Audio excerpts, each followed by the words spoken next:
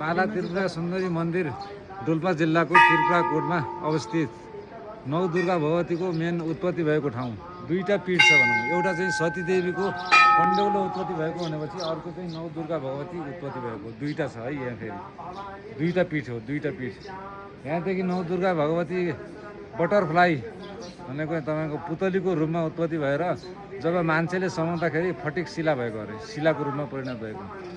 यहाँमा आश्रय चर्कित पहिला चाहिँ तपाईँको धान कुट्ने ओखल थियो अरे, ओखलमा चाहिँ चामल हुन्थ्यो अरे। त्यति बेला कुनै अशुद्ध महिलाहरू जस्तै मिन्स भएको बेलामा जुठो सुतकको महिला तिनीहरू आएर धान कुट्यो भनेपछि तपाईँको एक मुरी धान कुट्यो भनेपछि भुस मात्रै जान्थ्यो अरे, चामल नै हुँदैन थियो। त्यसमा पछि तपाईँको यसमा केही आश्रय कुनै चिज लुकेर बसेको हुनुपर्छ भनेर कुमाई विष्ट भन्ने थरको मान्छेले तपाईँको उत्खनन गर्दा खोज्दाखेरि दिनभरि खेताला लगाएर खन्यो अरे ओखलमा के रहेछ भनेर। बेलुका घर गयो, भोलि बिहान आउँदाखेरि त्यो खनेको सबै पुरिएर गयो, बस्ता जस्तै भयो। पछि उसले रात दिन लगाएर खन्दाखेरि तपाईँको एउटा चाहिँ सर्पिया अदान हुन्छ, गोलो खालको अदान थियो अरे, त्यसमा चाँदीको कुँडिया भन्छ बाटा थियो, त्यो बाटाभरि घिउ थियो अरे, घिउमा चाहिँ 9वटा बटरफ्लाईहरू नाचिरहेको थियो। त्यसमा उसले सबै हालेर उत्खनन गर्दाखेरि बटरफ्लाईको रूपमा उडेर जानुभयो। एउटा अब त्यहाँ हुनुहुन्छ तपाईँको बडी मालिका भगवती पुतलीको रूपमा जानुभएको, एउटा त्यहाँ बस्नुभएको छ। एक दुर्गा चाहिँ बैतडीमा त्रिपुर सुन्दरीको नाममा पुजिरहनु भएको छ। एउटा दुर्गा चाहिँ तपाईँको नेपालको बागेश्वरीको रूपमा बस्नुभएको छ। एक दुर्गा चाहिँ तपाईँको सल्यानको खैराबाङ भुवनेश्वरी फटिक शिला विभिन्न रूपले त्यहाँ त्यो नामले बस्नुभएको छ। एउटा चाहिँ जुम्ला कणिका सुन्दरी भन्नेमा जानुभएको छ, त्यहाँ कणिका सुन्दरीको नाममा चिन्नुहुन्छ भने। चार दुर्गा बाला त्रिपुरा सुन्दरी देवी चाहिँ यहाँ हुनुहुन्छ। 1111 सालमा उत्पत्ति भएको, 1111 सालदेखि अगाडिको यो बेडुको रुख हो। 1111 सालदेखि अगाडिको, त्योभन्दा पनि अगाडिको अरे यो रुख चाहिँ तपाईँको। त्यसपछि उसलाई जब मान्छेले समाइयो, त्यसपछि मान्छेले समाउँदाखेरि फटिक शिलामा परिणत भयो। एउटा पुतली त्यो डाँडामा गुद्दुम डाँडामा जानुभयो, त्यहाँबाट ल्याएको हामीले। त्यहाँ अहिले टावर जस्तो देखाएको छ हेर्नुहोस्, त्यहाँ त्यो चिन्ह।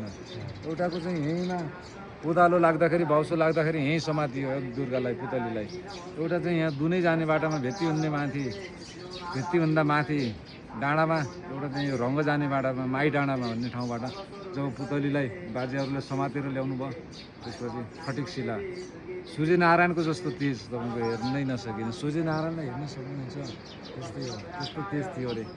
त्यस्तो हाम्रो पछि यस्तो मन्दिरमा पूजा गर्ने क्रममा बत्ती बालेको थियो अरे, त्यो बत्तीले ध्वजा समाउँदाखेरि आगो लागि भएर तामुले छाएको मन्दिर थियो अरे। त्यो तामुको रस सुन्दाखेरि हाम्रो यहाँ डोल्पा जिल्लामा 4वटा चाहिँ कालो आकारको शिला छ, अन्य 5 ठाउँमा चाहिँ सेतो फटिक शिला हो। सूर्यनारायणको जस्तै तेज छ, फटिक शिलाको रूपमा चिनिँदै आएको। हामीहरू न्यौपाने थरीको पुजारी हो।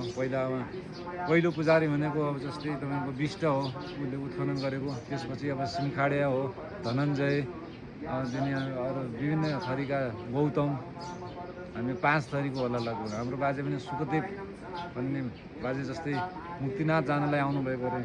त्यहाँ आउँदाखेरि तपाईँ यहाँ बसेर पूजा गरिदिनुहोस् माताको। हाम्रो 52 नम्बरी जग्गा दिन्छु तपाईँलाई, 52 नम्बरी जग्गा छ यहाँ त्रिपुरा सुन्दरीको। जग्गा दिन्छु, आलो थलो दिन्छु, पूजा गरिदिनुहोस् भन्दाखेरि म पितृको लागि आएको, पितृकार्यको लागि मुक्तिनाथ जानलाई।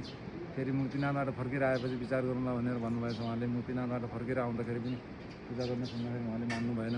नमान्दाखेरि यो पुल तरेर उता जुम्ला भन्ने ठाउँमा गइसकेपछि पश्चिमतिर फर्केपछि उहाँ बाजेको आँखा बन्द भयो अरे, यता पूर्वतिर फर्केर उहाँको आँखा खुल्यो अरे।